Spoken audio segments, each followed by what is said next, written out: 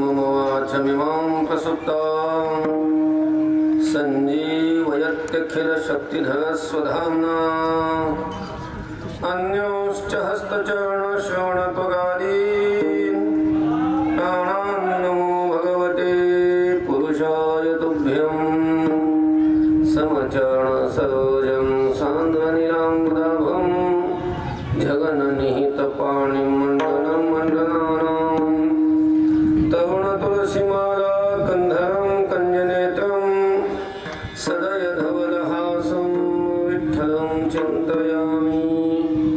नमो ज्ञानेश्वर निवृत्तिवदा सोपानदेव मुक्ताबाई नमो त्रिभुवनपावनी आद्यद्वयजननी देवाची मस्तक माझा पायावरी या वारकरी संतांच्या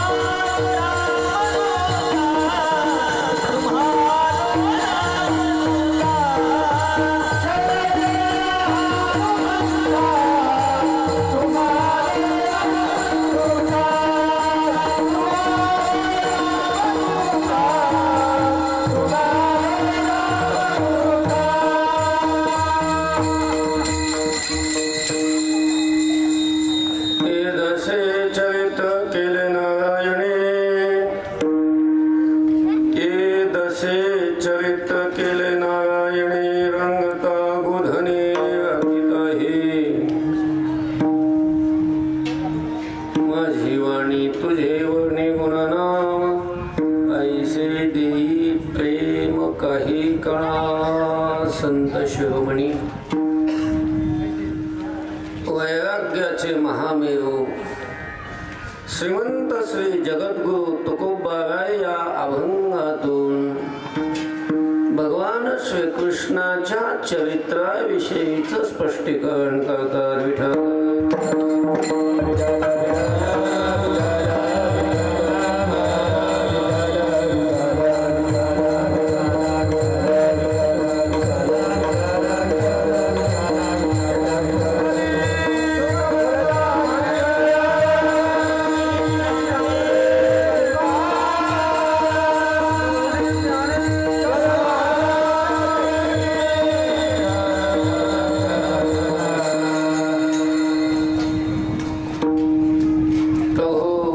रामचंद्राचा जन्मोत्सव अर्थात रामनवमी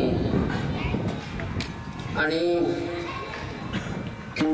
हनुमान जयंती या दोन अशा प्रकारच्या पर्वकाळाच्या निमित्ताने सुरू असलेला हा जो आपला सप्ताहाचा उत्सव, या उत्सवातील आजची ही काल्याच्या कीर्तनाची सेवा आहे. अर्थात हे सांगतेचं कीर्तन आहे. पण आपल्या या उत्सवाबद्दल जर बोलायचं झालं तर ज्ञानेश्वरीतला एक दृष्टांत मला आठवला. एक ग्रस्त आहे, त्याची मुलगी उपवर झालेली आहे, म्हणजे लग्नाला आलेली आहे. आणि मग लग्नाला आल्यानंतर उपवर झाल्यानंतर मायबापाला चिंता राहते. त्याची पत्नी नेहमी त्याला, त्या ग्रस्ताला म्हणायची की आपल्या मुलीला वर शोधा, वर शोधा, वर शोधा, वर शोधा. आणि म्हणून तोही त्या तयारीत होताच. एके दिवशी सकाळी सांगून गेला, मी मुलीसाठी वर पाहायला चाललोय, अमक्या अमक्या ठिकाणी चाललोय, अमकं अमकं गाव आहे, असं थोडंसं सांगितलं. आणि दिवस तिकडच गेला. संध्याकाळ झाली, तो येणार होता. तो आलाही जाऊन सगळं पाहून आला. त्या मुलीच्या आईला कितीही उत्सुकता लागलेली. हे पाहून आले, कसा आहे मुलगा, कसं आहे स्थळ, या सगळ्या चौकशा करण्यासाठी तिचा जीव उत्सुक झालेला. ती आल्यानंतर धावतच अगोदर आली मुलं समोर आणि लागली विचारायला, का हो पाहिलं मुलगा, पाहिला, हो पाहिला, कसं आहे स्थळ, बाकीचं सगळं कसं आहे. तो लागला वर्णन करायला. 100 एकर जमीन आहे, स्वतःचा कारखाना आहे, लोकांमध्ये प्रतिष्ठा आहे, तरुण आहे मुलगा, रूपवान आहे, कशाचीच कमी नाही. घर फार मोठं आहे, कुलवान आहे, सगळ्या गोष्टी चांगल्या आहेत. मग जमवून आले नाही का? का नाही जमवलं? तर सगळं चांगलं आहे, घर चांगलं आहे, कुल चांगलं आहे, माणसं चांगली आहे, लोकात प्रतिष्ठा आहे, एवढी संपत्ती आहे, मुलगा रूपवान आहे, गुणवान आहे, सगळ्या गोष्टी चांगल्या आहेत. मग का नाही जमवलं? त्यांनी सांगितलं, ह्या सगळ्या गोष्टी जरी चांगल्या असल्या तरी त्याच्या शरीरात प्राण राहिला नाही, त्याच्या शरीरात जीव राहिला नाही. मी जायच्या अगोदरच त्याचे प्राण शरीरातून काय झाले, निघून गेले. म्हणजे आता ते काय राहिलं, मढ राहिलं, मढ.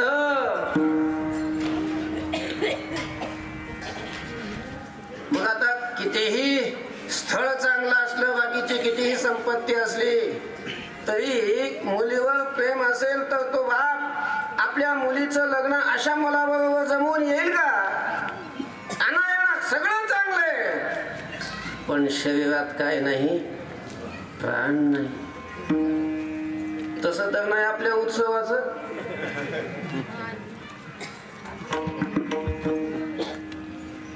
सगळं मस्त लसणाच्या फोडण्याचा वास यायलाय, जेवायला गर्दी भरपूर असते, सगळं मस्त आहे, मग बाकीचं मजेत.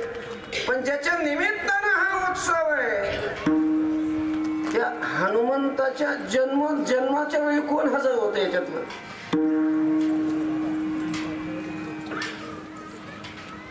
ज्या हनुमान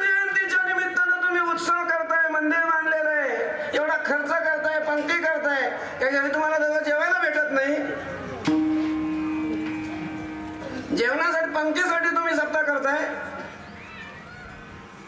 6 वाजता हनुमंता सूर्योदयाला पौर्णिमेच्या दिवशी, चैत्र पौर्णिमेच्या दिवशी हनुमंताचा जन्म सूर्योदयाच्या वेळी होत असतो आणि गावातला एक माणूस नव्हता इथं त्या वेळेला. जे होते ते काकड्यावाले ते हे बिना आंघोळीचे होते. विठ्ठल विठ्ठल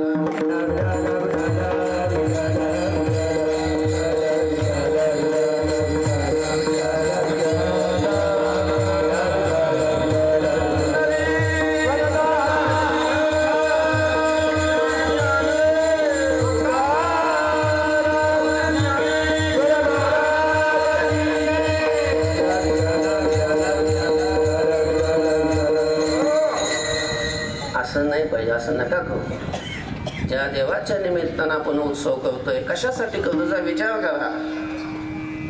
आता झालं आतापर्यंत तुम्हाला माहिती नसेल, ज्ञात नसेल, पण उद्या पुढच्या वर्षी तरी अशी चूक नका होऊ देऊ. मला बोलवायचं असलं बोलवा, नका बोलू, प्रश्न तो नाहीये.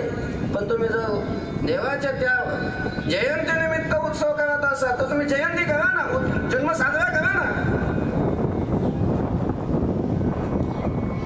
तर सर्वांनी सूर्योदयाच्या वेळी स्नान करून शुचिर्भूत होऊन इथं देवाचा अभिषेक, पुष्पवृष्टी वगैरे जन्मोत्सवाच्या वेळी व्हायला पाहिजे, हे करायला पाहिजे. करा, सगळ्यांना हात जोडून विनंती माझी. पुढच्या वर्षी चांगल्या प्रकारे सगळ्यांनी दक्ष राहून तो उत्सव करावा अशी सर्वांच्या चरणी विनंती करतो आणि आपलं अभंगाच्या चिंतन करतो.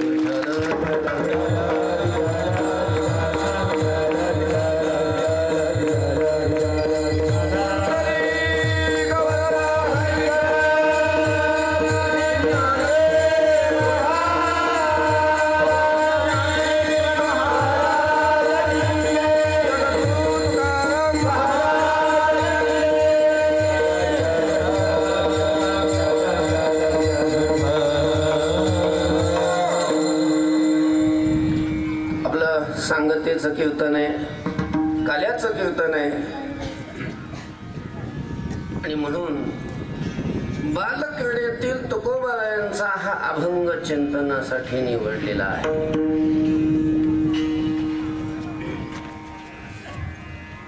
भगवान गोकुळामध्ये द्वापार युगाच्या शेवटच्या चरणामध्ये, शेवटच्या टप्प्यात, कलियुगाला आरंभ होण्याच्या अगोदर कृष्ण रूपाने प्रगट झाले. कृष्ण गोकुळी जन्मला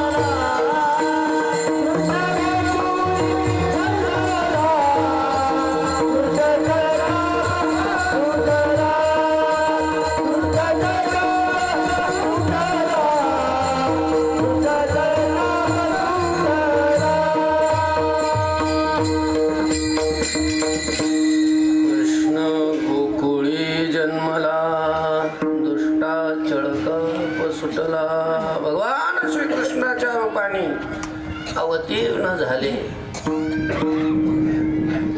अर्थात अवतार घेतला देवाने. असे जसं कृष्णाचा अवतार आहे तसे देवाचे अनेक अवतार आहे.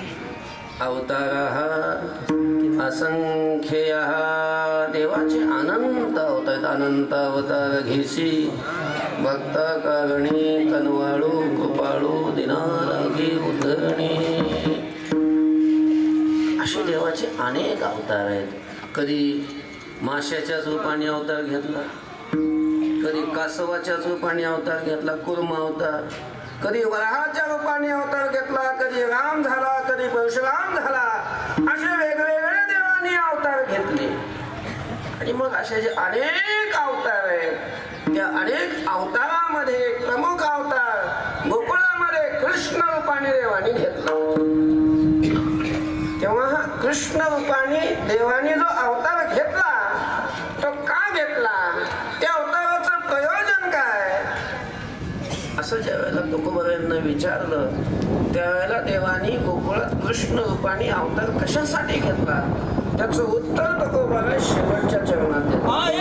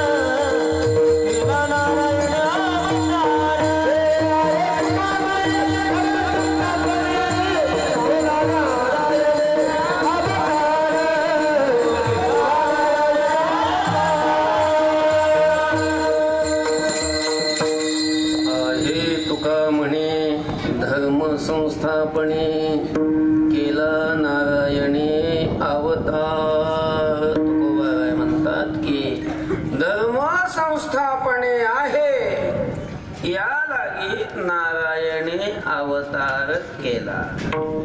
धर्माची स्थापना करण्याकरता देवाने अवतार घेतला.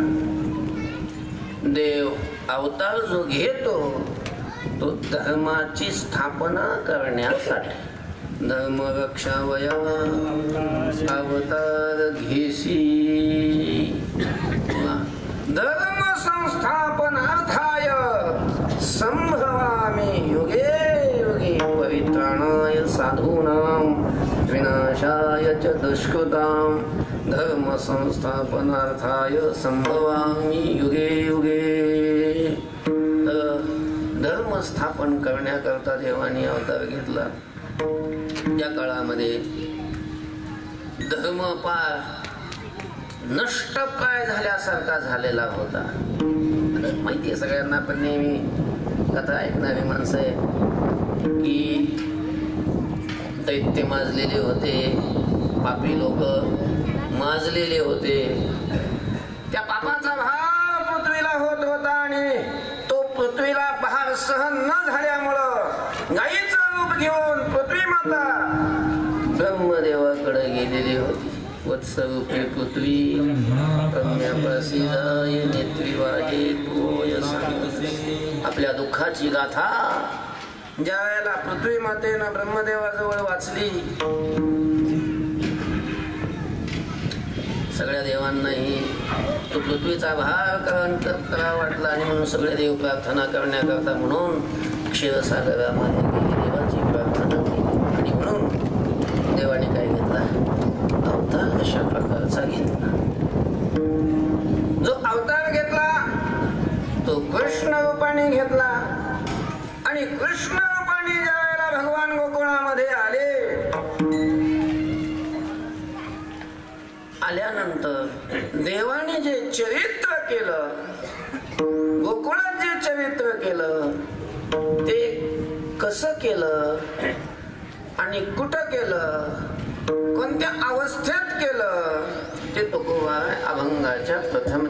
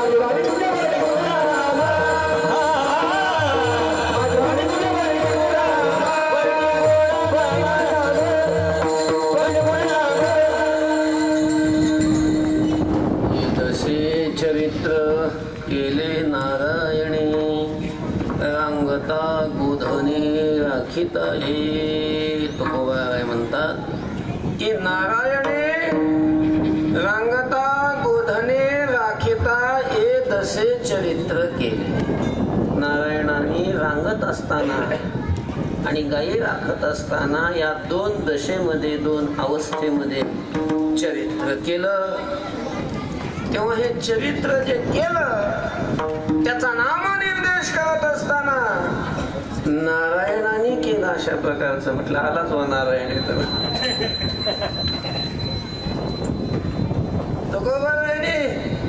हे चरित्र कुणी केलं हे सांगत असताना कृष्णाने केलं असं म्हटलंच नाही.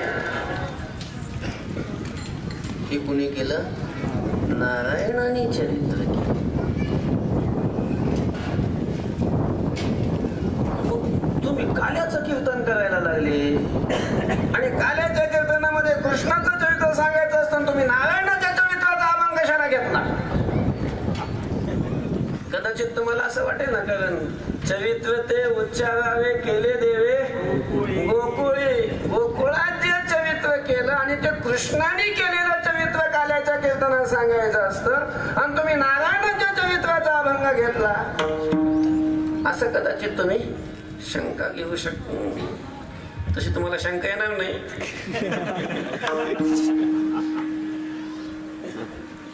पण कदाचित एखाद्याला येऊ शकते शंका. तर त्याचं उत्तर असं आहे की इथं जो नारायण आहे तोच काय आहे?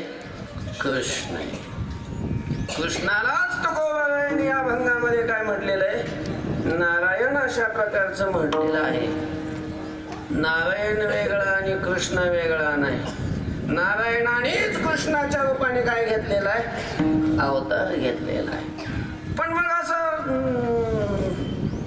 कृष्णाने चरित्र केलं असं सरळ सरळ म्हणण्यापेक्षा नारायणाने केलं असं कशाला म्हणायचं? लोकांना भ्रम होण्याची शक्यता आहे ना. नारायणाने केलं असं का म्हणतात तुकोबाराय? भ्रम होण्याची शक्यता नाही, भ्रम निवृत्ती करताच नारायण शब्दाचा प्रयोग केला आहे. विठ्ठल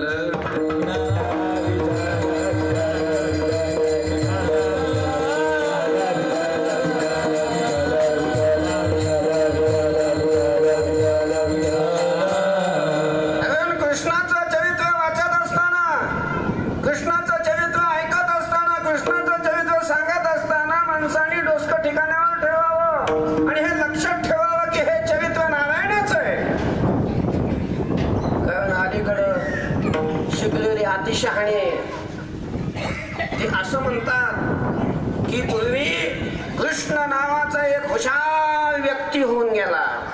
त्याच्या मुस्कडात लावली तुकोबारायांनी हे नारायण शब्द वापरून गाडवा. ते कृष्ण म्हणजे एक व्यक्ती कृष्ण नारायण आहे. नारायण नारायण.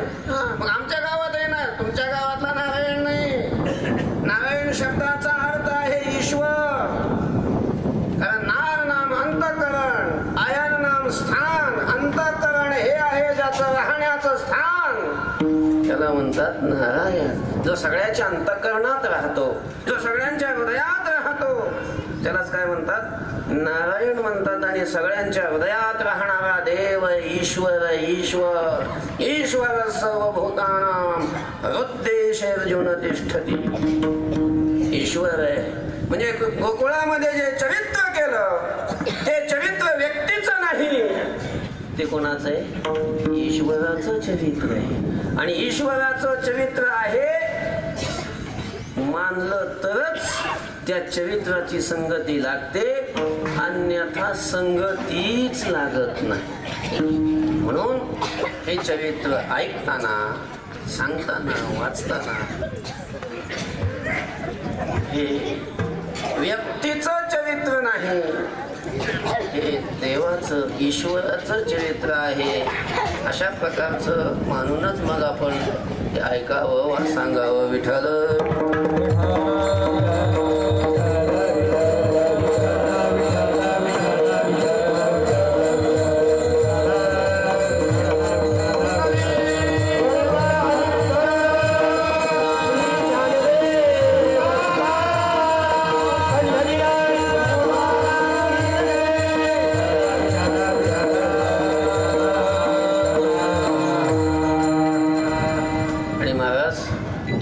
चरित्र करत असताना देवानी, भगवान श्रीकृष्णाने स्वतः हे मी जो चरित्र करतो हा एक व्यक्ती नाही, मी सामान्य बाळ नाही, मी साक्षात परब्रह्म आहे, मी देव ईश्वर आहे, नारायण आहे, याची अनेकांना प्रचिती दिली. अनेकांना दिली. मी माणूस नाही, मी ईश्वर हे दाखवलं. कोणाला? यशोदेलाच दाखवलं. एक वेळेला काय झालं, भगवान श्रीकृष्ण खोड्या करायला लागले. खरंच खोड्या करायची. त्या गवळणीने म्हटलेले, बाई याच्या खोड्या किती सांगाव्या, याच्या खोड्या किती सांगू, मही पत्र सिंधू आटे. त्याच्या सांगायच्या खोड्या जर म्हटलं आणि त्या लिहून सांगायच्या म्हटलं आणि लिहायला जर कागद घेतला तर कुठल्याच वहीचा कागद पुरणार नाही. म्हणून पृथ्वीचा कागद केला. कशाचा? पृथ्वीचा कागद केला. आणि शाई कशाची केली? समुद्राची शाई केली. आणि लिहायला सरस्वती बसवली, तळेगावातली नाही. मग सरस्वती विद्येची अधिष्ठात्री देवता माता सरस्वती माता, तिला बसवलं. सावित्रीला जरी लिहायला बसवलं, कागद संपेल, शाई संपून जाईल, सरस्वती थकून जाईल, पण खोड्या नाही संपणार. तुका म्हणे माही, तुका म्हणे माही, पत्र नको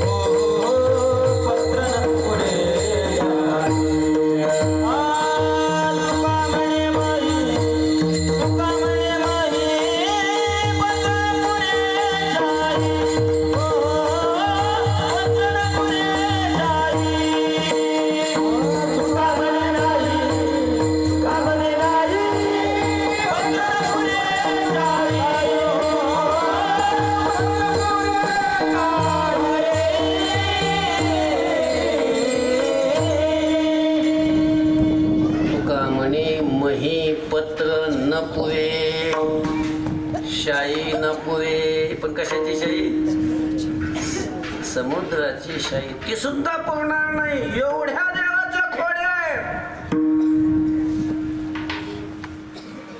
आहेत एवढ्या खोड्या आहेत म्हणजे कशासाठी सांगायला म्हणजे खोड्या याच्या खूप होत्या सगळ्या गवळणी तक्रार करायच्या यशोदेकडे दररोज कोणी ना कोणी सारखं नेहमी आलेलंच असायचं यशोदेला इथे अनुभवायला यायला लागलं की खरंच हा खोड्या करतोय परेशान झाली यशोदा एक गवळण भेटली यशोदेला यशोदे का ग चिंतेत दिसते काहीतरी कशाची चिंता करतेस एवढी तू काय सांगू ग तुला दररोज कुणी ना कुणी गाराणं घेऊन येतंय बघ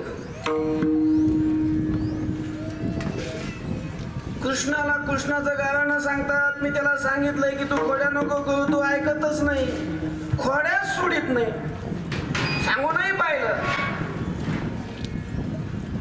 हे बघ एक काम कर काय करू मंगळी चतुर्थी आली आता तो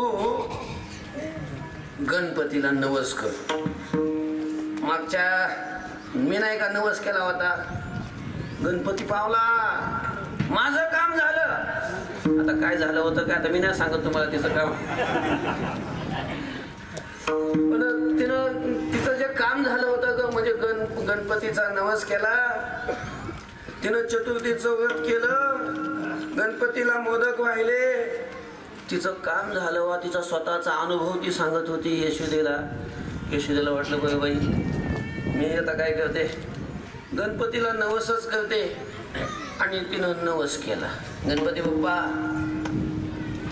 माझ्या कृष्णाच्या खोड्या सुटू दे आणि जर त्यानं खोड्या सोडल्या येणाऱ्या मंगळी चतुर्थीला 2 पोत्याचे मोदक तुला मी काय करीन हो आहे 2 पोत्याचे मोदक गणपतीनं विचार केला लोक चतुर्थ्या करतात मला मोदकही वाहतात पण ते मोदक किती असतात 11 नाही 21 याच्यापेक्षा जास्त 2 पोते गणपती बाप्पाच्या तर तोंडालाच पाणी सुटलं 2 पोत्याचे मोदक यशोदा माता देऊ लागली पण काम अवघड होत ना काम अवघड होत कारण खोड्या त्याच्या सोडायच्या होत्या ज्याला गणपती ज्याने बनवलं त्याला गणपतीच कोणी बनवलं होतं त्याने बनवलं कारण तो देवाचा देव आहे येण्याची सुरपती स्वर्गी बैसविलावो स्वर्गातल्या देवांची पद सुद्धा ज्याने निर्माण केली आणि त्या पदावर सुद्धा ज्याने यांनीच अनेकांना स्थानापन्न केलं असा देवांचा देव असणारा हा श्रीकृष्ण परमात्मा त्याच्या खोड्या कशा काय सोड्या काम अवघड होत त्याच्यामुळे गणपती बाप्पाने काहीच म्हटलं नाही शांत राहिलं पण झालं असं देवाने विचार केला की जर आईनं नवस केलंय आणि आपला गणपती आपणच बनवलं ना आणि त्याला जर मिळत असतील मोदक तर आपण कशाला देवाने खोड्या सोडून दिल्या माझी 5 खोडी गेली ना देवाने महिनाभर कुणाचं वासरू सोडलं नाही कुणाच्या घरी चोरी केली नाही कुणाचे म्हणजे माठ फोडला नाही काही नाही एक तक्रार आली नाही महिनाभर यशोदेकडून मंगळी चतुर्थी आली यशोदाला तर एवढा आनंद झाला बाई गणपती पावला गणपती प्रसन्न झाला आणि अशी 2-4 दिवसावरती चतुर्थी आली होती सगळ्या शेजारी पाजारी गवळणीला सांगितलं हे बघा मी गणपतीला नवस केला मला गणपती पावला कृष्णाने खोड्यात केला नाही 1 महिन्यापासून एवढा आनंद झाला त्या सगळ्या त्या गवळणीनं सांगितलं हे बघा येणाऱ्या मंगळी चतुर्थीला सगळ्यांनी तुम्ही सकाळीच माझ्या घरी यायचं का मोदक करायचे रात्री ज्याला चंद्रोदय झाला की लगे देवावर आरती करायची, मोदक समर्पित करायचे आणि सगळ्यांना माझ्या घरी जेवण. यशोदेला एवढा आनंद झाला होता आणि गवळणींचं सगळ्या यशोदेवर हे प्रेम होतं, कृष्णावर प्रेम होतं. त्यामुळं तो चतुर्थीच्या दिवशी सगळ्या त्या शेजारी पाजारी सगळ्या गवळणी यशोदेच्या सकाळपासून 2 पोत्याची मोदक करायचे. सकाळपासूनच स्वयंपाक सुरू, दिवसभर मोदक करायला चालू होते. नुसता घमघमाट घरात. कृष्णाने असं लांबूनच पाहायचं फक्त, कारण यशोदेनं सांगितलं होतं कृष्णा तो घरातच यायचं नाही दिवसभर. नैवेद्य उष्टा नाही झाला पाहिजे, कारण उष्टा देवाला चालत नाही. त्याच्यामुळं कृष्णाला घरात सुद्धा येऊ दिलं नाही यशोदेनं. कृष्ण आपला बाहेरूनच वास घ्यायचा. पण झाली संध्याकाळ झाली, चंद्रोदय होण्याची वेळ झाली. यशोदेनं पूजा मांडली, मोठी देवाची गणपतीची मूर्ती. ते सगळे मोदक झालेले होते तयार.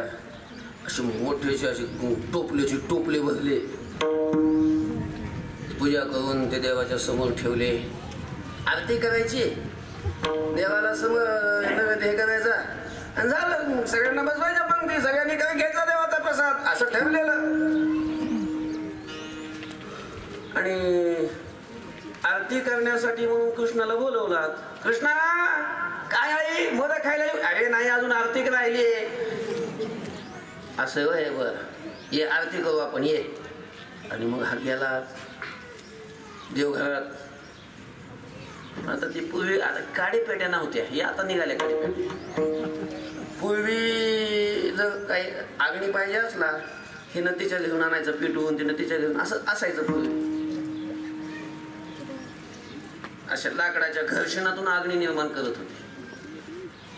आणि ती सनकाडी पेटवून आणायची, दिवा लावायचा, आरती करायची. त्यासाठी मग कृष्णाचं हे बघ इथंच थांब, मोदकाला हात लावायचा नाही, मांजर येऊ द्यायचं नाही. मांजर बिंजर येईल म्हणून यशोदेनं कृष्णाला तिथं उभं केलं. थांब म्हणे, मी आरतीसाठी काय करते, पेटवून आणते. म्हणून गेली स्वयंपाकघरात. कृष्णाने गणपतीकडे पाहिलं. काय गणपती बाप्पा? गणपतीनं हात जोडले. काय देव? काय नाही म्हणे, हे मोदक म्हणे आईनं माझ्यासाठी केलेत. म्हणजे आमच्या घरातून लाच. तुम्हाला गणपती कोणी बनवलं? देवा तुम्हीच बनवलं. मग मी तुम्हाला गणपती बनवलं तरी आमच्या घरातून लाच घेऊ लागले तुम्ही? नाही म्हणे देवा, मी थोडंच म्हटलं होतं, आईच देऊ लागली ना. मी थोडं, तुमचं काय नाही ना याच्यात, तुमची काय तुम्ही द्या म्हटले नाही ना. नाही, तुमची इच्छा नाही ना. आई कसं काय म्हणता येईल इच्छा नाही ना असं म्हटल्यावर? गणपतीने सांगितलं माझी काही इच्छा नाही बा, तुमची इच्छा नाही, मग मी घेऊ का? आता काय म्हणता येईल, घेऊ का? म्हणजे घ्या, तुमचंच आहे. आहे ते सगळं कृष्णाचे, पण सगळं कृष्णाचंच आहे, कृष्णाला जाऊ पण घ्या, तुमचंच आहे. आणि मग काय देवानी हा केलो, नुसतं असं हा केलो, किती टोपले उठले. असे भरलेले टोपले मोदकाचे, आख्याचे आखे टोपले तोंडात. एक नाही, असे 10-5 टोपले. सगळे नुसते मोदक नाही, टोपल्यासह मोदक तोंडात. स्वाहा. एक मोदक नाही, टोपलंच राहिलं नाही तर मोदक कुठून राहील? यशोदा ती पिटवून घेऊन आली दिवा लावायला, मग ती आरती करायची होती म्हणून मोदकच गायब आहे. मोदक कुठं गेले म्हणून पाहायला लागली तर आता हे तोंडात खातच होता ना, असा कोपऱ्या जाऊन चालू होतं त्याचं कार्यक्रम. यशोदेनं पाहिलं की याने मोदक खाल्ले. त्याचा कान झाला ना अंडवडी देवासमोर. कृष्णा काय आहे असं घाबरलेली त्याने नाटक केलं. नाटकी तर आहेच पहिल्यापासून, घाबरल्यासारखं केलं त्याने. काय आहे काय मोदक कुठे? काय सांगू तुला? अरे खरं सांग, मोदक कुठे आहेत? आई तू घरात तिकडच्या घरात गेली आणि तो एक भला मोठा आगडबंब माणूस उंदरावर बसून आला. उंदीर गेले मोठा आणि माझ्या देखत त्याने सगळ्याचे सगळे मोदक खाल्ले. थोडे काय उरले तर ते उंदराने खाऊन टाकले. मला तर भीतीच वाटली हो, म्हणून मी तिकडे कोपऱ्यात तोंड केलं होतं.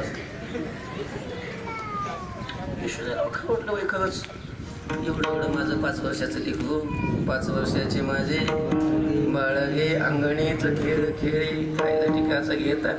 5 वर्षाचं माझं बाळ आणि एवढे 2 पोत्याची मोदक कसं खाईल बरं? यशोदाला बरं खरंच वाटलं ते. ठीक आहे म्हणे, कृष्णा देव खाऊन गेला मोदक. अगं हो आई, पण आता आपण आरती करायचे, व्रत केलेले आणि देवाला आता आरती करण्यासाठी, व्रताची सांगता करण्यासाठी मोदक तर पाहिजे समर्पण करायला. काही एका ताटलीत ठेवली होती मोदक, काही होते काही स्वयंपाकघरात. थांबणे लक्षात आले यशोदे, थांब तो इथंच थांब, मी ते मोदक घेऊन येते. म्हणून ते मोदक आणण्यासाठी घरात गेली. पुन्हा कृष्णाने देवाकडे पाहिलं. देवाने कृष्णाने विचार केला की आज आपण इथं होतो म्हणून हा गणपती आईला काही बोलला नाही. आपण जर बाहेर गेलो तर कधी ना कधी बोलेलच नाही जवळ की मैया ते मोदक मी नाही खाल्ले, कोणी खाल्ले?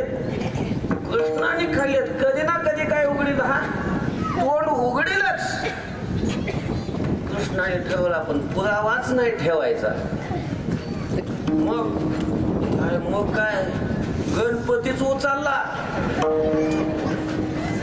आणि गणपतीच उचलून काय केला, तोंडात टाकला. यशोदा मैया आली ते ताटलीत मोदक घेऊन. तर आता मोदक आणले, थोडे कोणाला पण मोदक आणले ना, पण आता देवाला ठेवायचे मोदक आणि आरती करायची तर तो देवच गायब. कृष्णा काय आहे, देव कुठे? देव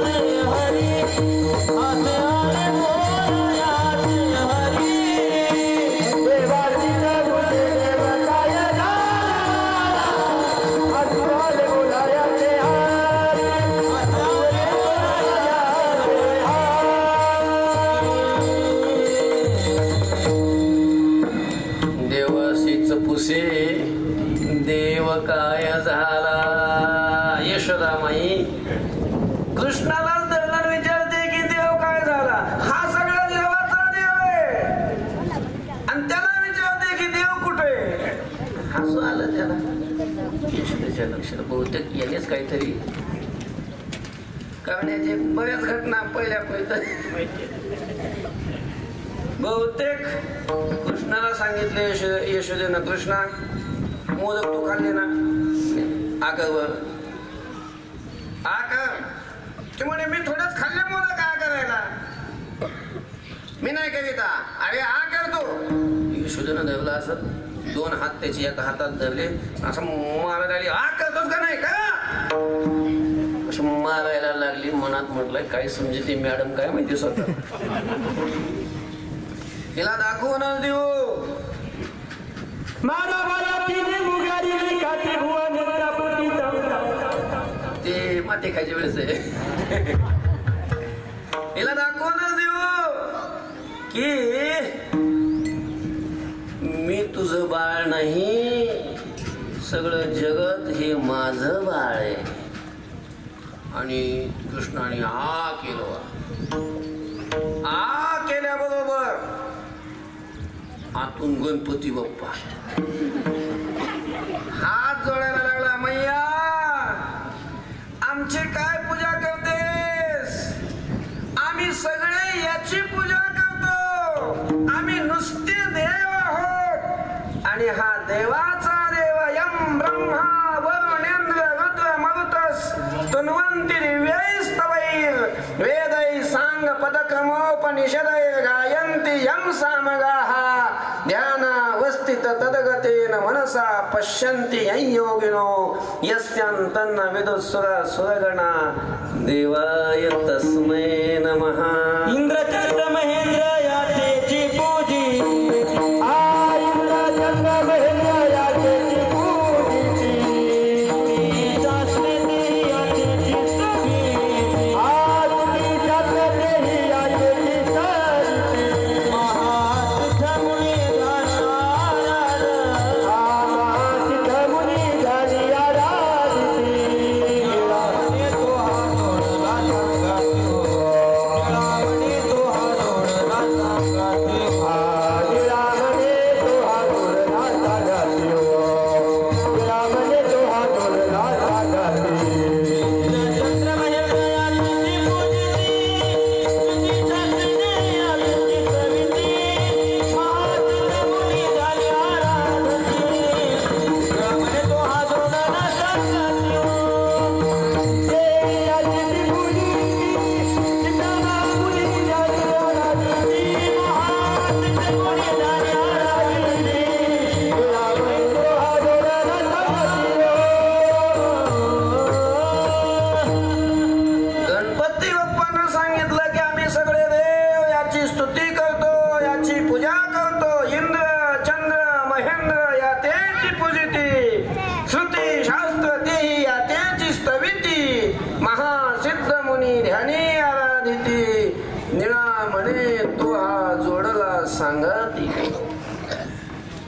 तर अशा प्रकारचा हा सगळ्या देवांचा देव आहे, आमचाही तो देव आहे. आणि हे देवानी चरित्र करत असताना यशोदेला सिद्ध करून दिलं, दाखवलं की मी नारायण आहे, नारायण ईश्वर आहे. याची जाणीव भगवान श्रीकृष्णाने त्यावेळेला दिली. आणि म्हणून हे चरित्र हे नारायणाचं अशा प्रकारचं हे चरित्र आहे. येदसे चरित्र केले नारायणे, नारायणाने गोकुळामध्ये चरित्र केलं. काही रांगत असताना चरित्र केलं आणि काही गाई राखत असताना चरित्र केलं. रांगत असताना काय चरित्र केलं? अभंग कपट्या मागे बटा दिले पिढे दान, मागे बटा दिले पिढे दान, दोषी पुत्राविषे पाठी कीर्तन, दोषी पुत्राविषे पाठी कीर्तन, कळी माझीचा उपटले मळायून, कळी माझीचा उपटले मळायून, भक्तुनी मुझी कामणी नावेने मोने, भक्तुनी मुझी कामणी नावेने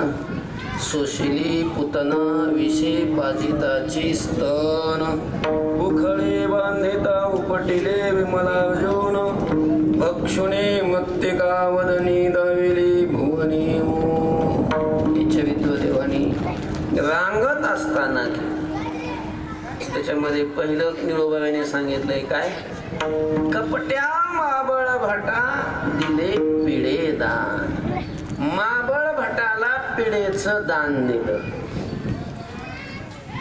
म्हणजे तुम्ही माबळ भट कोण आहे आणि त्याला दान का दिलं ते पिढेच का दिलं मग सगळं सांगावं लागणार तुम्हाला तर आता भट म्हणजे ब्राह्मण भट म्हणजे काय ब्राह्मण ब्राह्मणाला भट म्हणतात आपल्याकडं आणि महाबळ त्याचं नाव मग पिढादान काय भानगड आहे भानगड नाही तेही दानच आहे कारण ब्राह्मणाला दान द्यावंच लागतं ना कोणी भूमिदान देत कोणी सुवर्णदान देत कोणी वस्त्रदान देत कोणी भोजन दान करत कोणी गोदान करत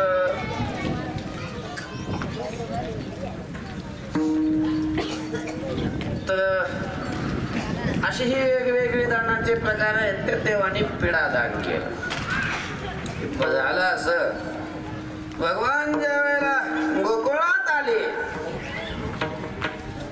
कंसाला हे लक्षात आलं की आपला शत्रू गोकुळात आहे आता कसा माहीत झाला काय वगैरे सगळं आता एवढं नाही पहिल्यापासून सांगत बसत पण त्याला कळालं की नंदा बाबाच्या वाड्यात आहे कारण ती पुतना अगोदर आलेली होती पुतना गेली त्याला मारायसाठी म्हणून त्यानेच पाठवली होती आणि ती परत नाही आली ना परत आलीच नाही आणि खरं असं आहे महाराज आजपर्यंत तुम्हाला सांगू का त्याच्याकडं जो जो गेला तो परत आलाच नाही आजपर्यंत तुम्ही कोणत्याही निमित्ताने कसंही त्याच्याकडे गेला पुन्हा नाही आला यद्गत्वा न निवर्तन्ते तद्धाम परमं मम ती पुतना गेली परत आलीच नाही आणि मग त्याचा तर निश्चय झाला कंसाचा हो पुन्हा काही सामान्य नव्हती तळेगावातल्या बायकासारखी नव्हती ती मग ती इतकी शूर होती ती पुतना जर युद्धात गेली तर मोठे मोठे योद्धे मागच्या माग पळून जायचे सामान्य नव्हती पुतना भयंकर होती राक्षसी नव्हती आणि तिला मारलं वा ती नाही परत आली म्हणून कंसाचा निश्चय झाला हो ना हो हा सामान्य बाळ नाही हाच विष्णू आहे विष्णू माझा काळ आहे त्याला मारायचं पण आता कसं मारायचं त्याला डोकं चालं ना असं काही मित्रमंडळी बाणासुर वगैरे अशी त्याची मित्रमंडळी होती आणि विचार करत बसलेले असताना हा महाबळवट त्यांच्या पुढं समोर आला कंसा तुझी चिंता मी दूर करतो ती म्हणे तू हा तू माझी चिंता दूर करतो अरे पुतना गेली ती परत नाही आली आणि तू माझी चिंता लागला दूर करायला तिथं काय सत्यनारायणाची पोती नाही वाचायची कंसा तू काय मला नुसता पोत्यावाच माझा ब्राह्मण समजेलय अरे मी साधना केलेली आहे तांत्रिक साधना करून काही मी सिद्ध्या प्राप्त केलेल्या आहेत माझ्या शक्तीची तुला कल्पना नाहीये तुझं काम मीच करू शकतो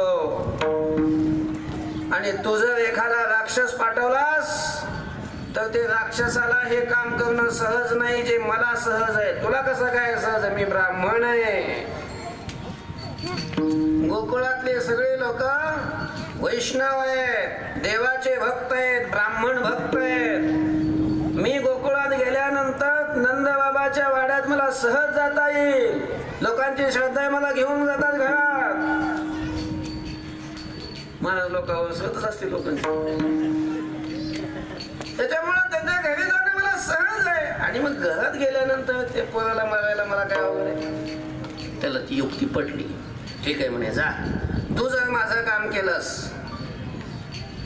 तर माझं अर्ध राज्य तुला देईन. अर्ध राज्य महाराज हा गेला होता, त्याने विडा उचलला आणि काय जाताना तर तो विचारच लागला करायला, आता कोणतं मागायचं, कुठलं राज्य मागायचं, कोणत्या बाजूकडचं मागायचं असा विचार करीतच गेला.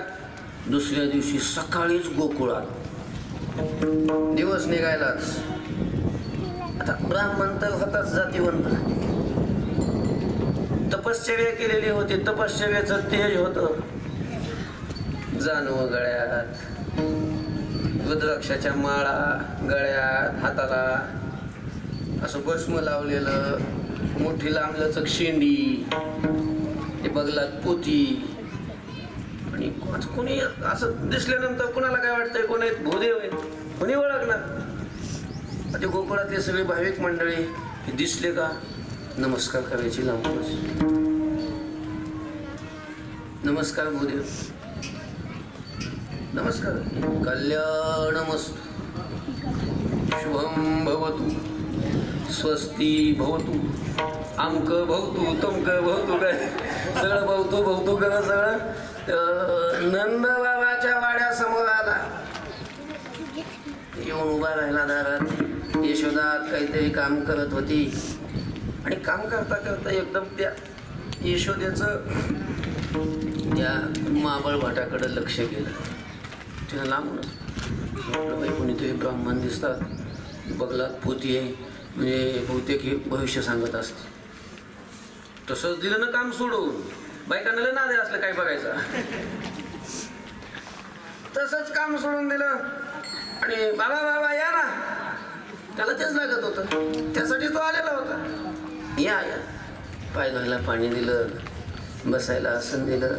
त्यावेळेला चहा कॉफी तर काही नसेल, पण त्या जे काय असेल दूध काय दही काय असते दिलं.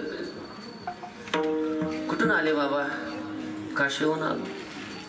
कुठं निघाले? रामेश्वरला चाललो. एकटेच? हा एकटेच.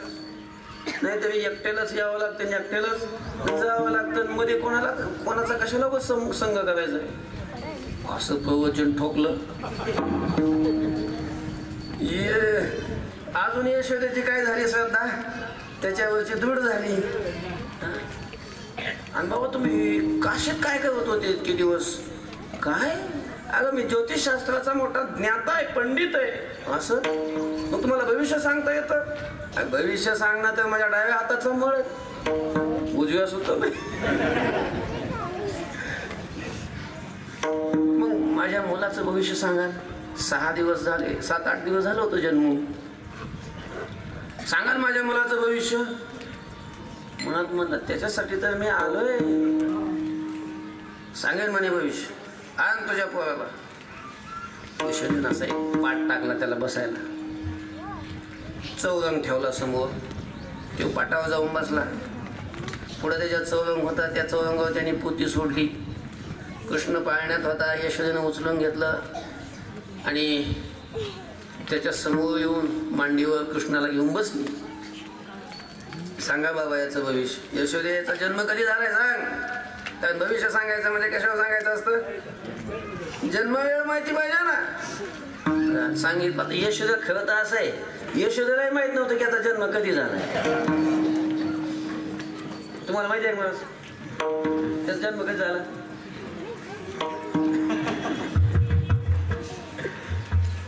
महाराज आजपर्यंत याचा जन्म कधी झाला हे कोणीच सांगू शकत नाही. नमे विदुस्वगणा प्रभवं न महर्षयः अहमादिर्हि देवानां महर्षिणांच सर्वशः. कोणीच सांगू शकत नाही. कोणता देवही सांगू शकत नाही, कोणता ऋषीही सांगू शकत नाही, कोणीच सांगू शकत नाही याचा जन्म कधी झाला. का नाही सांगू शकत? कारण त्याचा जन्मच होत नाही. काय सांगू? तो अजन्मा आहे, अजन्मा.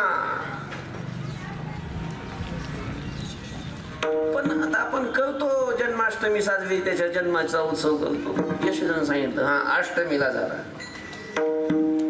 कधी झाला? अष्टमीला. श्रावण म्हणजे वर्षा ऋतू होता, श्रावण महिना होता, वद्य पक्ष होता, अष्टमी होती आणि बुधवार होता, मध्यरात्र होती, रोहिणी नक्षत्र होतं, असं सांगितलं. सगळं केलं त्यानं गणित. कारण फल काढायचं म्हणजे कशावर असतं? सगळं गणितावरच असतं. असं नाटक केलं महाराज. ते नाटकी होतच. लगेच पोती बांधली, बगलात घातली, निघाला ना. यशोदा म्हणजे अहो बाबा तुम्ही तर भविष्य सांगणार होते माझ्या पोराचं, असं का बरं चालले तुम्ही? यशोदे हे बघ, तुला भविष्य न सांगितलेलं बरं. खाऊ बाबा असं का म्हणता तुम्ही? अगं आजपर्यंत मी कधी खोटं बोललो नाही, आणि आता तुला भविष्य सांगायचं म्हणजे मला खरं बोलावं लागेल. आणि मी जर खरं सांगितलं तर तुला ते सहनच होणार नाही. मग त्यापेक्षा न सांगितलेलं बरं म्हणून निघालो. तुला म्हटलं असं काय असत माझ्या पोराचं भविष्य? सांगितलेलं मी सहन सुद्धा करू शकत नाही, असं काय असेल? अजून तिची उत्सुकता काय झाली, वाढली ती ऐकण्यासाठी. असं काय हो बाबा, मी ऐकन, तुम्ही सांगा जे असेल ते खरं खरं सांगा. पुन्हा त्याला बसवलं खाली. बसा. बसला, पुन्हा लागला भविष्य सांगा. यशोदे अगं हे तुझं कार्ट ही मूळ नक्षत्रावर जन्माला, आणि जे मूळ नक्षत्रावर जन्माला येत असतं ते कुणाला ना कुणाला संपवित असतो. कुळातल्याला, बापाला, आईला. नाथ महाराजांचा जन्म मूळ नक्षत्रावर आला, आई बाप दोघं गेले. हे मूळ नक्षत्रावर आलेलं आहे आणि सगळ्या कुळाच्या मुळावर आहे. सगळ्या कुळाचा घात करी. बस त्यांनी जे सांगितलं ना, त्या महाबळ भटाने जे जे सांगितलं त्याच्यातलं काहीच खोटं नव्हतं. तसंच झालं सगळं पुढं. हा कोणत्या कुळात? नंदबाबाच्या कुळातला नव्हताच. हा कुणाच्या कुळातला होता? वसुदेवाच्या कुळातला होता, आणि सगळ्या यदुवंशाचा. आणि यदुवंशाचा नाश कोणी केला?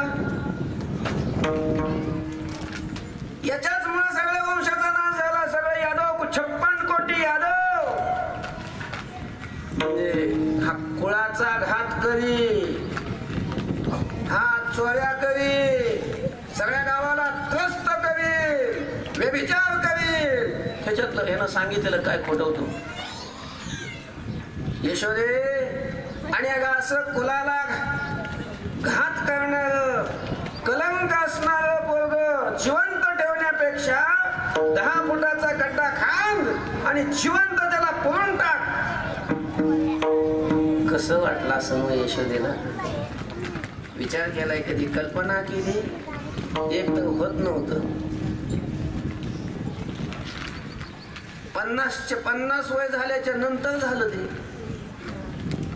नवस सायास करून झालेलं. एकुलत एक जीवापाड यशोदा कृष्णावर प्रेम करत होती, आणि त्या कृष्णाविषयी ज्या वेळेला असं शब्द ऐकले असते यशोदेनं, कसं वाटलं? लोखंड तापवावं, त्या लोखंडाचा तापून रस करावा, आणि तो कानात जसा होतावा तसे शब्द ते यशोदेच्या कानात गेले. पण यशोदा म्हणली ठीक आहे बाबा, आपण तुम्ही असं भविष्य सांगायला लागले पोराचं. कालच तर गर्ग येऊन गेले. गर्गाचार्य कालच आले होते, आणि त्यांनी तर याचं भविष्य उत्तम प्रकारचं सांगितलं. काय गर्ग येऊन गेले? गर्ग येऊन गेले म्हटलं की दचकला, कारण गर्ग हे ज्योतिषतज्ञ आहेत. खरंच येऊन गेले? हा थांब म्हणे, मग गणित पुन्हा एकदा कर. पुन्हा एकदा गणित केल्याचं नाटक केलं आणि सांगितलं नाही माझं गणित चुकणारच नाही. गर्ग तो चुकला गणिताशी, माझं गणित नाही, गर्गाचार्यांचं गणित चुकलं. आणि मग त्या गर्गाला काय कळतंय, आमक तमक या असंच आहे तसं गर्गाचार्याची मग त्याने निंदा सुरू केली. कृष्णाला सोडलं आणि गर्गाचार्याची निंदा सुरू केली. मला जोपर्यंत हा कृष्णाची निंदा करत होता, देवाची निंदा करत होता, हा समोरच होता ना, मांडीवर घेतलेला यशोदेनं, याची निंदा जोपर्यंत चालू होती हसत होता. पण ज्या वेळेला गर्गाचार्याची निंदा सुरू केली, काम बिघडलं. महाराज त्याला नाही सहन झालं. साहत गोविंदा नाही त्याचे हरिजनाची कोणा, न घडावी निंदा. साहत गोविंदा नाही त्याची. भक्ताची जर कोणी निंदा केली, भक्ताला जर कोणी त्रास दिला तर ते देवाला सहन होत नाही. गर्गाचार्याची निंदा देवाला सहन नाही झाली. तेवढ्यात यशोदा म्हटली, बाबा ठीक आहे, तुम्ही भविष्य सांगितलंय, तुम्हाला दक्षिणा दिली पाहिजे. मग कृष्णाला मांडीवून उचललं, तिथंच ठेवलं खाली आणि दक्षिणा आणण्यासाठी आत उतगंडीकडे गेली. उतगंडी असायच्या पूर्वी, पण दक्षिणा हे ना गायब केली. यशोदेला दक्षिणाच सापडा ना. म्हणत म्हटला, मैया यानं भविष्य माझं सांगितलंय, दक्षिणा तू कशाला देतेस, दक्षिणा मीच देतो ना. आणि यानं दक्षिणा द्यायची ठरवलं. तुझ्या पाटावर बसलेला होता का नाही, त्या पाटाला आज्ञा केली. पाहिलं त्या पाटाकडे असं, पाटाने हात जोडले. काय प्रभू, प्रभू बिभू नाही मग म्हणजे कायमचं वर घेऊन जाऊ का? नाही रे, कायमचं नाही. 5-7 फूट असं पाट लगे 5-6 फूट काय झाला, वर गेला. त्याला वाटली पाट कसं काय वर चाललाय. म्हणजे नुसता पाट नाही, पाटावर बसलेला तो महाबळ भट, त्या महाबळ भटाला घेऊन पाट वर गेला. त्याला वाटलं पाट कसा काय वर जातोय, कोण आहे बाजूला, कोण उचलतंय. इकडून इकडून पाहिलं, कोणीच नाही. त्याला वाटलं खालून काय चॉक लावलाय का काय. कोण असा वाकला थोडा पुढं, खाली वाकून पाहावं म्हणून. तेवढ्यात पाटाला सांगितलं सरकायचं बाजूला. देवाने असं खुणवलं की पाट असा सरकन बाजूला झाला. पाट बाजूला गेला की हा कसं काय वर थांबेल. दणकन असा तो खाली आदळला. पुढं चौरंग होता. चौरंगावर सगळी फटाळी फुटली आणि हा आदळतो ना आदळतो की तो वरचा पाट पुन्हा याच्या पाठीवर विटंबीला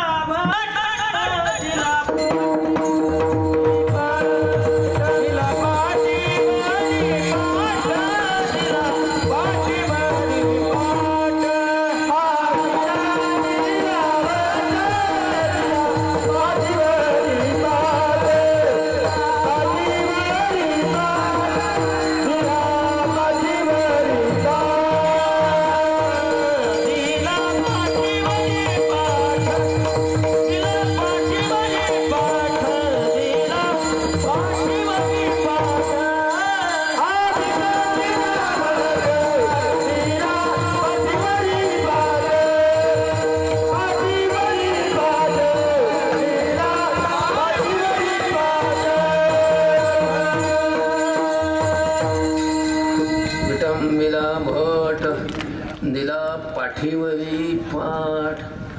म्हणजे खालूनही मार लागला आणि वरूनही मार लागला. तेवढ्यात नाही दक्षिणा थांबवली, कारण भविष्य लय पाहिलं होतं ना, सगळं बारीक निरीक सगळं बघितलं होतं. देवाने सांगितलं, घरातल्या सगळ्या अचेतन वस्तूंना आज्ञा केली. महाराज काशीहून आले. महाराजांचा अधिकार फार मोठा आहे. आपल्या घरी आले, असा योग पुन्हा नाही येणार. आले तर मग सगळे सेवा करून घ्या महाराजांची. आणि मग काय देवाची आज्ञा झाल्यावर महाराज काय देवाने सांगितलं, सगळ्याच घरातल्या वस्तू निघाल्या ना महाराजांची सेवा करायला. पळ्या, उलटणे, बेलणे, चमचे, ताट, वाट्या, तांबे, पराती, मुसळ, उखळ, पाटे, वरवळ अशी नुसती बुंग बुंग बुंग बुंग बुंग याच्यात दर लागायचं. मेलो मेलो मेलो असा नुसता वरडायचा तो. तुम्ही हसू लागले. अहो काही वेळात काही क्षणामध्ये असा काळा निळा झाला. काळा निळाच. पण ती माळ काय कमी व्हायना. त्याला वाटलं आपली काही आता दडगत नाही. आपण जर इथून पळालो नाही तर आपण इथं वाचणारच नाही. म्हणून त्याने तिथून पळ काढला. असा पळायला लागला. दारातून बाहेर निघणार. दाराच्या बाजूला अशी एक मोडकी बाज होती. सरकन अशी बाजूला आली लगे आडवी. बाहेरच जाऊ दिलं नाही तिनं.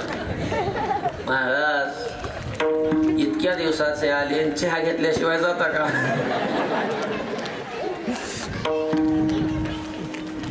मी चहा घेत नाही गे बाई. जाऊ दे मला कॉफी तरी घ्या.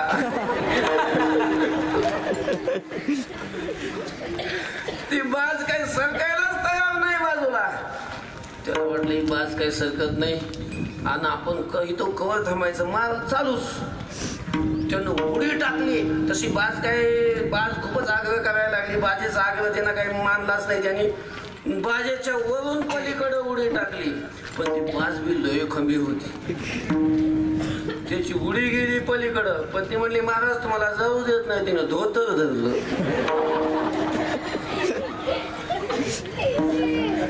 मी जाऊ देणार नाही. माश्यात गुतलं धोतर. ती सोडेच ना. असं वडायला लागला पण ती काय सोडेच ना. ते गुतलेलं निघच ना. ते महाराज त्यांनी त्या धोतराची आशा सोडून दिली. तर दिलं धोतर सोडून. पूर्वी काय अंडरपॅन्टी घालत नव्हते लोक. धोतर सोडून दिल्याच्या नंतर तसाच नागवत पडायला.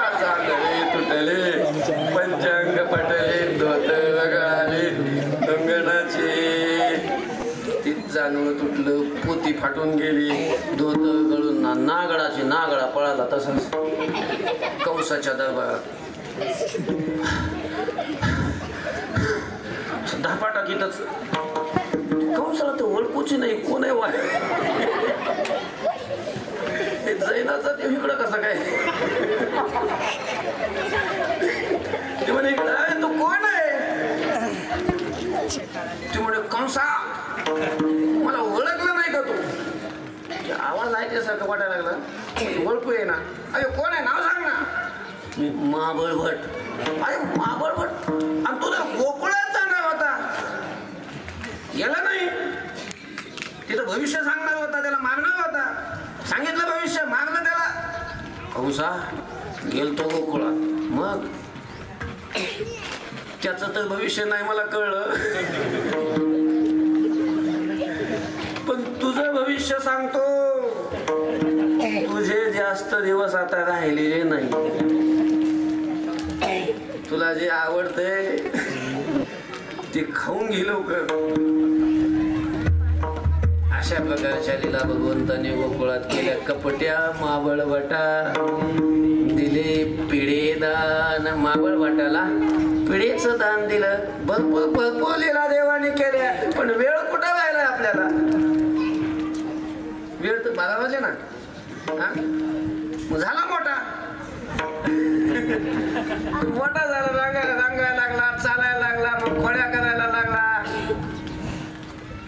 आणि मग काय चोऱ्या करायला लागला. तक्रारी यायला लागल्या परत. मग नंदबाबांनी यशोदेने सांगितलं कृष्ण आता तू गाई घेऊन जायचं. गाई घेऊन जायला लागला. आणि मग तिकडे खेळायचे. हमामा हुंबरे होतो कबड्डी विटीदांडू चेंडूपळे असे वेगवेगळे खेळ खेळायचे. भुका लागायचे. आणि मग पगडी तक्रार करायची. आता तेव्हा बस झालं ना रे. कांदीभर कुटी भूक खेळावयाची. पण वेळ होऊ द्या ना. वेळ झाली देवा. वेळ झाली. आणा मग शिदूया. शिदूया आणा म्हटलं की पोराने पळत जायचं. ते आले का शिदूरी?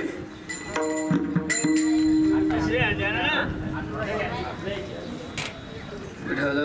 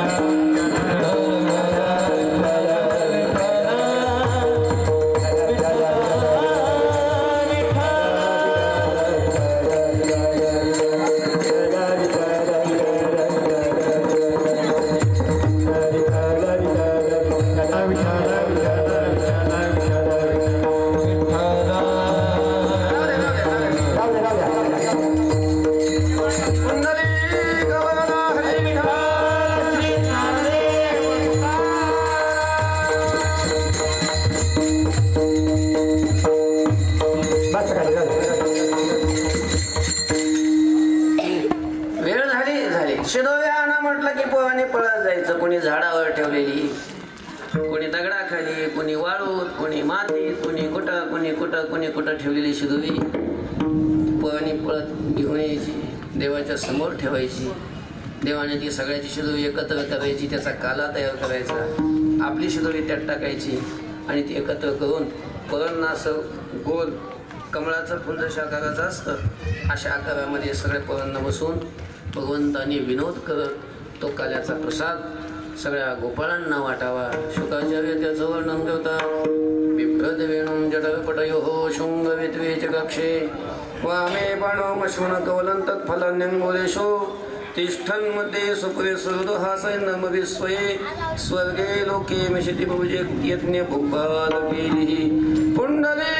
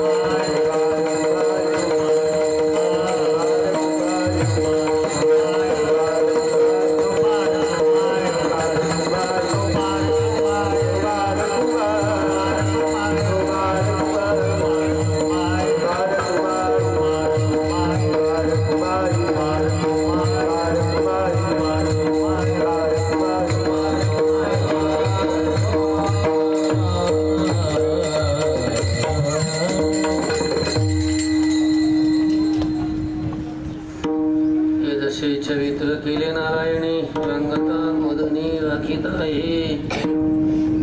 हे सोंग सारिले या रूप्यानंते पुढेही बहुते करणे आहे तुका म्हणे. धर्म संस्थापने केला नारायणी अवतार माझी वाणी तुझे वर्णी गुणनाम ऐसे देई प्रेम काही कळा ज्ञानेश्वर.